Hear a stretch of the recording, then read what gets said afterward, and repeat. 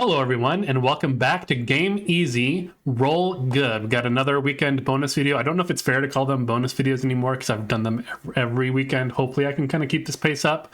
But again, Wizards of the Coast released another video going over a couple more aspects of the new Dungeon Master's Guide coming out in November. They covered the magic items and crafting system in a little bit more detail in this video, as well as they had a separate video for the Dungeon Master's Toolkit, which is the chapter 3. It just has all the different bits and pieces that you need to kind of fill out your adventures and dungeons and everything. So they went into more detail on that as well. So I'm just going to kind of summarize it just like I did on my my video for the initial release for the overall structure of the new Dungeon Master's Guide and the bastions they covered that week as well. And from the sounds of it, it sounds like they're releasing additional information every week up to the Dungeon Master's Guide. So if I feel like there's good information in those videos, I'll release a video on that. Otherwise, I might pass it up or try to do a bonus video on something else. I do want to just mention real quick that I think the subscriber count has gone over 500 subscribers now. That's a pretty good benchmark. There's some monetization that YouTubers can take advantage of at that point, like YouTube channel memberships and things like that. I don't really know how that works, or I don't think I really have the subscriber base to really take advantage of that, or even things to offer for memberships right now to even take advantage of that. But it is what it is. Of course, 1,000 subscribers is the next goal there. So I'm releasing this video. If you haven't subscribed to my channel yet and you keep coming back to these videos, please consider hitting that subscribe button. I have a very large battery of videos coming out over the next 4 weeks. How I'm releasing things right now is that my Wednesday videos are generally more very general topics, very kind of milquetoast topics, basically what I'm going into over the next 4 weeks is base class and subclass changes from 2014 to 2024. So how it's going to work is that I'm releasing all the martial classes this coming Wednesday. For the base class changes, the following week will be all the martial subclass changes, followed by the spellcasting class changes, base class changes the following week, and then the spellcasting subclass changes the week after that. So basically, you have a month of content. There's basically about 6 videos a week. I'm going to put them all on a playlist so that you can easily just kind of view them back to back. They're generally much shorter than a lot of my videos right now. But yeah, I'm working real hard to get all those out so that's basically, more videos in a month than I've already done, period. So it's been a lot of work, but it's been a lot of fun to do. But let's get into what they're talking about for the DM Toolbox and the magic items and crafting system. And I believe we're starting with the magic items and crafting. Yes, correct. So one of the things that they mentioned in the video, I'm not going to go over everything they said. Again, they do ramble a lot. They do repeat a lot of what they said in the initial Dungeon Master's Guide video. But they did mention that magic items are going to be broken out into 4 different categories, or at least it might be specifically for the random loot tables for magic items. And these are going to be the categories are Arcana, Implements, Armaments, and Relics. Arcana items are going to be items that are probably more relevant to your arcane casters, like your warlocks, your sorcerers, your wizards, maybe your bards. I'm not really, they didn't really go into detail as to what that really means. I don't know if this means like wands and staves and things like that, spell focuses, things like that, or what that might be, some wondrous items maybe, I'm not quite sure. And then there's implements, of course, which is kind of self-descriptive. It's going to be your utility items that might be more useful. I don't know why they mentioned specific classes like rogues and things like that. Anyone can use a utility item. Maybe rogues can use them better, especially the thief rogue with the use magic device option at level 3. And then armaments, of course, are going to be your armors, your weapons, your shields, things like that. And then relics, they said, would be more relevant to your divine or nature-based casters, like your druids, rangers, clerics, and things like that.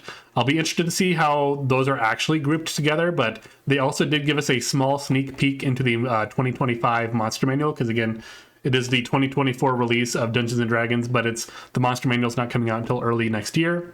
They did mention that each monster will have a treasure entry that describes which category of treasure it's most likely to collect.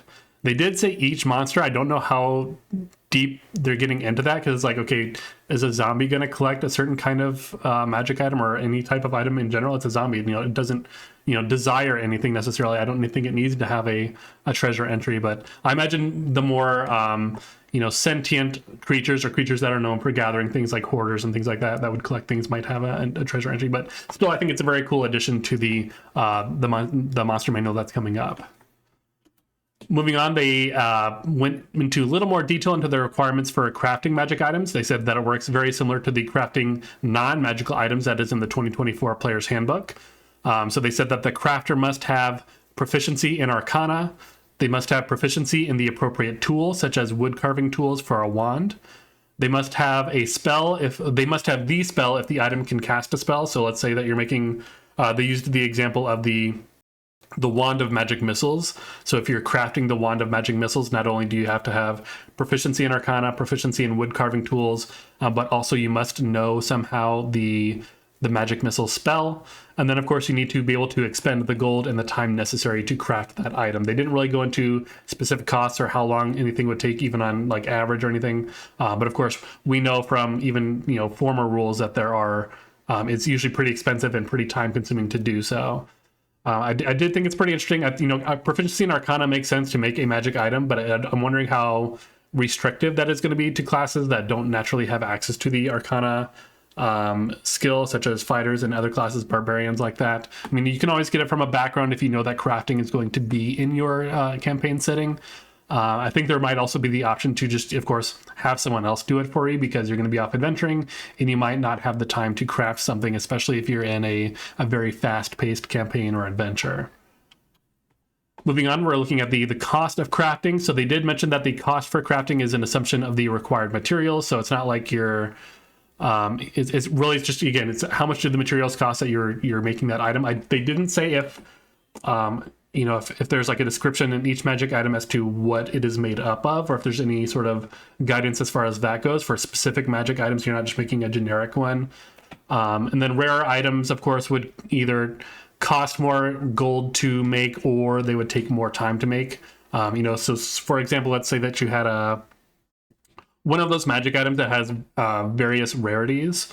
It might not cost more gold to make if it's just made up of the same actual physical materials, but it might take more time to make for the uncommon to rare to very rare to whatever rarity it might be. And then they said that time is assumption of the labor required to make it. And they also mentioned that assistants such as hirelings within a bastion, if you're using the bastion systems, can reduce the necessary time to craft that magic item. So I don't know if they said, if you have one person or going to two people, if that cuts the time in half, or what the ratio of that is, or if they have any specific guidance on that, or if it's up to the DM or whatever.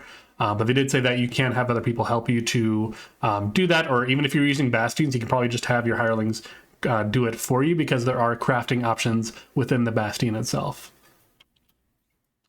So what kind of items can be created? They said, well, first and foremost, it said that crafting availability is within the purview of the DM. Of course, that's why it's in the Dungeon Master's Guide. So whether or not crafting a magic item is even available, if the resources for that magic item are available, is all up to the DM. So if you are starting a new adventure, you might want to bring this up in your session 0 or before you start playing, before you're creating your character, say, hey, what is this adventure about? What kind of systems are going to be in place? Is there going to be, magic item crafting? Are you going to use bastions, things like that? But they did basically say that the crafting rules allow any item to be crafted other than artifacts. Artifacts are things, of course, like the Wand of Orcus, the Eye and Hand of Vecna, things like that, which, of course, are singularly unique items. But, you have the examples of different rings down here, like the Ring of Water Walking, Ring of Three Wishes, Ring of Warmth, etc. Whether it's uncommon up to legendary, you can technically craft any of them. It's just going to cost more gold, take way more time, that sort of thing. And of course, that's all within the DM permitting. They had some general guidance that I didn't really know where to put anywhere specific. So they said that allowing players to have a chance to craft their own item, of course, makes the acquisition of that treasure feel a lot more personal. It's one thing to find a Staff of Power just within a Dragon's Hoard. It's another thing entirely to create your own Staff of Power and maybe modify it a little bit. Use the Staff of Power as sort of a template, but put different spells in it that are your spell specifically. And this is your Staff of Power, so you can put your character's name on it, like so-and-so Staff of Power. That's pretty cool. I think that's a very rewarding thing to do if you're going to include crafting in your games, or even maybe like just one item over the course of an adventure to allow your players to do that. I think we covered it in the previous video about the general DMG release video, that they have magic item trackers available to DMs that they'll be able to print out probably on D&D Beyond. That'll help DMs keep track of how much treasure they've given out within certain level ranges to make sure that you're not giving your players too many things. There's a bunch of different tables for adding special features, histories, and other minor properties to otherwise simple magic items. I think a lot of this stuff that we're talking about still existed previously in the 2014 Dungeon Master's Guide. I know there's a lot of different tables for, adding things to magic items within there. I don't know how much they expanded on them, or, they probably maybe consolidated some or maybe added some here and there. But they added that. So if you have a, +1 longsword is a +1 longsword, but if you can add make it glow or be able to shed a bright light, so it's like a torch as well as a +1 weapon, just things like that to kind of spice up otherwise very regular magic items. They did say that, speaking of cost, that they basically just said that cost is easier to find. There's more information on cost, but again, like I said in the other video for the original the original preview for the Dungeon Master's Guide for 2024, that in my opinion, the problem with the cost of magic items was never that the information wasn't there, that it just was that the power level of each magic item, even within the same category of uncommon magic items, the power level of those varies so greatly that it's very difficult to gauge how much these things should cost. And then they said that all items from the 2014 Dungeon Master's Guide have been revised in some way, either to make them more fun, easier to use, or they basically in some way they've all been altered just a little bit. So that's actually good to see, because there's a lot to dig into there. Moving on to kind of discussion points here. So how do you use magic item crafting at your tables, or do you use magic item crafting at all? Have you used it in the past? If you're the player, what experience do you have with crafting magic items in your campaigns? Has your DM allowed you to do this, and what was it like? In my opinion, the most limiting factor of crafting is often the time that it takes. So if you're a DM or if you're just a player that's kind of thinking about it, what kind of settings or adventures have you or would you include magic item crafting in? Because again, like a lot of published modules just take place very quickly. So there's not often that time to stop and do it. And do you think that allowing players to pick at least one magic item to craft during an adventure, of course, DM has the permission to veto certain magic items, do you think that would be too strong? Is that something that you think you would consider? So let me know down in those comments what you think about each of these questions, or just one or more of these questions. I'd like to hear about it. I know, I don't have that many subscribers. I love them all, of course, but I just really love that you guys are so involved down there in the comments. I always I don't have the time to respond to all of them. I was a little more active on that, when I first started releasing videos, but I was like, man, I'm taking a lot of time just to respond to these, but I do read them all. So just know that I do love reading what you guys have to say. So we're going to move on now to the DM toolkit. Or the toolbox, I'm sorry. They didn't have a whole lot. Well, they had a lot to say. It was still a 30-minute video that they released, but I don't think there was quite as much substance about it to really kind of put in a bunch of slides. So we'll get through this one pretty quick. So what's in the box? So they basically said that this is a consolidation of a lot of the different, information about traps and, handling different things that DMs need to know at any given time. But now it's all in one singular chapter, and it's organized alphabetically, sort of like an index. They did mention that it's basically the same as the same concept as the rules glossary in the player's handbook, but this is sort of the Dungeon Master's glossary about how to do things like they have different damage tables. They have information about handling character death within a campaign, or handling, a total party kill, things like that. Handling stages of chases, if you need to have a chase within an adventure. And more information about alignment. They specifically said, actions determine alignment. Alignment doesn't determine your actions, so things can change over time. There's not really a whole lot that comes up with, alignment isn't used much within 5th edition rules as much as it was in previous editions. There were certain spells and things sometimes that would affect your alignment, or affect zone effects that would affect alignment in a certain way. And I do know that the Planescape, the Turn of Fortune's wheel, I think has a little more alignment interactions as well. But it's good to have more guidance on alignment, but I wish it was more prevalent within 5th edition at least. They have more advice around curses and other magical contagions. I'm very interested to see what they say about the fact that the big thing with curses is that remove curse exists, and it's only a 3rd level spell, so any 5th level caster could technically remove most curses. Of course, you can always put riders specifically in the curse that says oh, it can only be removed by Greater Restoration or Wish, or it can only be removed by a certain rite. And that's probably the advice that they would give within the Dungeon Master's Guide. It's like, hey, if you don't want this thing to be removed so easily, just put text in there that says that it can't be. I'll be interested to see as to what they put in as far as that goes. They did more information about how to handle doors, because of course doors are the biggest enemy of any group. They had more information about dungeons, like mapping dungeons, dungeon decay, different quirks to just kind of differentiate one dungeon from the next. Different planar effects if you're on different planes, or if different planes are so maybe bleeding into a certain part of your adventure, as well as a section on fear and mental stress for dealing with things that are beyond your comprehension, sort of your eldritch horror things, and how to kind of incorporate that in the game. They didn't really give a whole lot of information as to what they mean by that. And then the information that they did give about, dealing psychic damage if something happens like that, I was like, well, we kind of know that one already. But I don't know if they're going to like try to put in a different system for handling, like, Call of Cthulhu has the sanity tracker, something like that, but for 5th edition. Moving on, they did have some various tools that were added to it, are added to it, but maybe expanded upon, because of course a lot of this again was in the 2014 DMG. They did add a settlement creator, which is basically a bunch of random tables, of course, that you roll on, and then you can kind of create a settlement on the fly. And I wanted to watch that part of the video because I think it's interesting, because they did this during the interview. How truly impromptu it was, because they could have planned this interview, they knew the questions beforehand, but it seems pretty genuine. But we're going to take a quick look at what they did, because I just wanted to share that with you guys if you don't want to take the time to watch their whole video. Let me find that one here. So it's about 3 minutes long. We're just going to sit here and watch it, kind of do a reaction sort of video, right? Let me get to that screen over here on my end. Fun stuff to play with. Like, as you're building out a settlement, you as a DM might already have an idea in your head about what that settlement is and what it's like.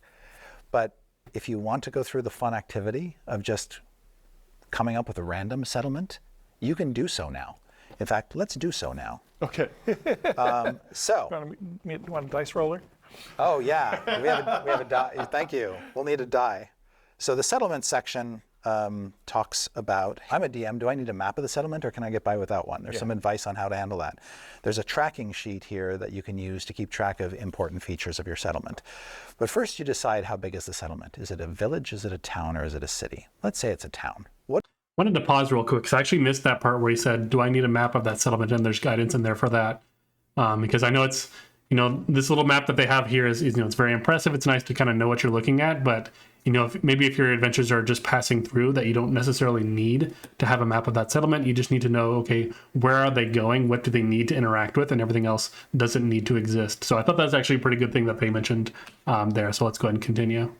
What is the defining trait of the town? Roll a d20. 8. It's got a sprawling cemetery. Hey, Todd. Yes. This is like the place. Todd is known for liking dark things. So then the defining trait of this town is it's got a huge sprawling cemetery. What is the town's claim to fame, James? 9. 9. Spellcasters. It has an abundance of spellcasters. Totally a good sign. Right. Yep. Funny how that works out. Yes. This is their IKEA. This is their Walmart. Yes. Some assembly required. Some reassembly required. What current calamity is befalling the town? James, 1. this is a 12. Okay, 1. Monsters infest the settlement. Obviously. Maybe some of them are, in Some of them have graves. been made. Yeah, these are the undead that wander. Maybe they're hiding out in the mausoleums. I don't know. And then local leaders, you roll a d12 and you get 4. 4. An illegitimate leader causing civil unrest. So maybe the mayor died and his son or daughter has just seized the reins of power while other elected officials are trying to install other more appropriate people. There's a tavern in this town that everybody likes to frequent. We're going to have to roll 2 d20s for this one. 20 and 17. All right. The first half of the tavern's name is The Witch and. This is so appropriate. And then the second part is Satyr. The Witch and Satyr. That's the name Tavern. of the tavern. That's the name of the tavern, The Witch and Satyr. And if you need to know what that building is over there, it's a shop of some kind. You can roll a d20. 19. And it's a mason. He's probably busy making gravestones.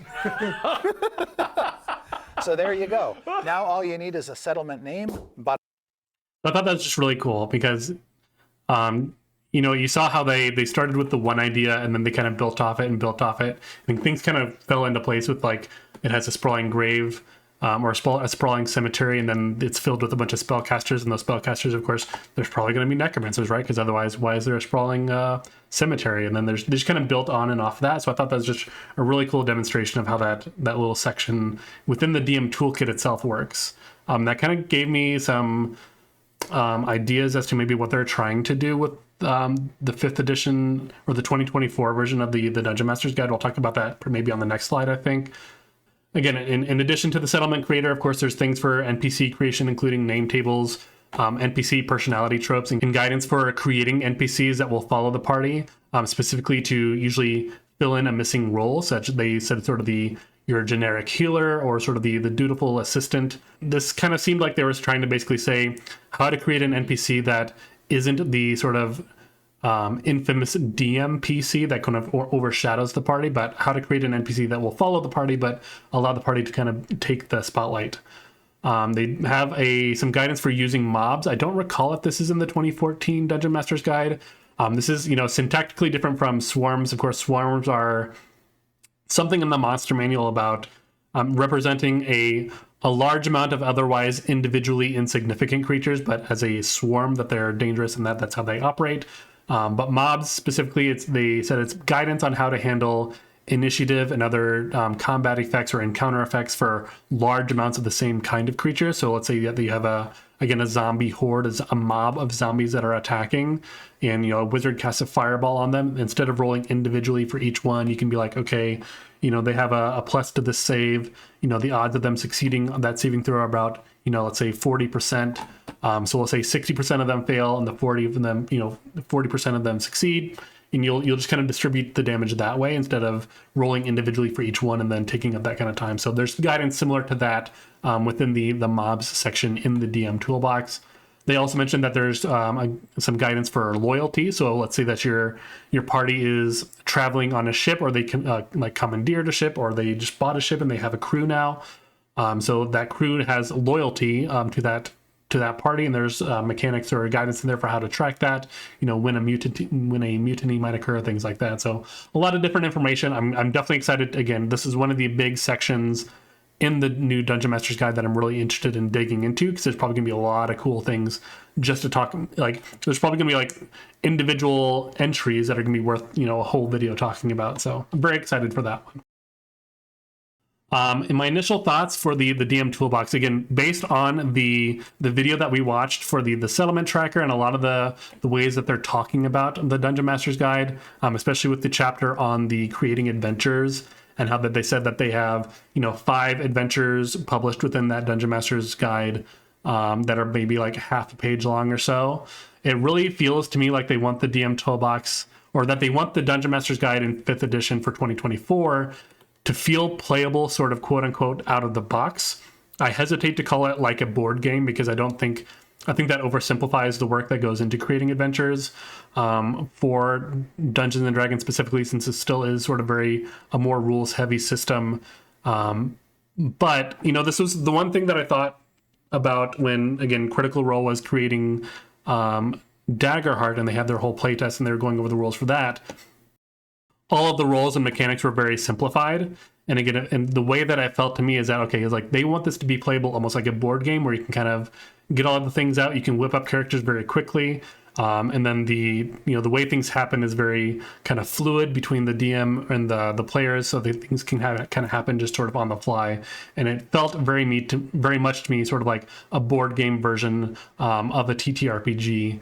And it seems to me like the way that they're creating the Dungeon Master's Guide for 5th edition, again, with the way that you're able to create settlements and things on the fly like they did in that video, in addition to the way that they're seeming to suggest that creating adventures for your table is supposed to be very quick and kind of this little half sheet of information, that they want to kind of push that onto the player base as well. And I think that's generally healthy, especially to kind of combat the the impression of Dungeons and Dragons from all the actual plays like Critical Role, like your Dimension 20s and other actual plays on YouTube and other places like that, where it's this big story driven thing, these long campaigns that take multiple years to take.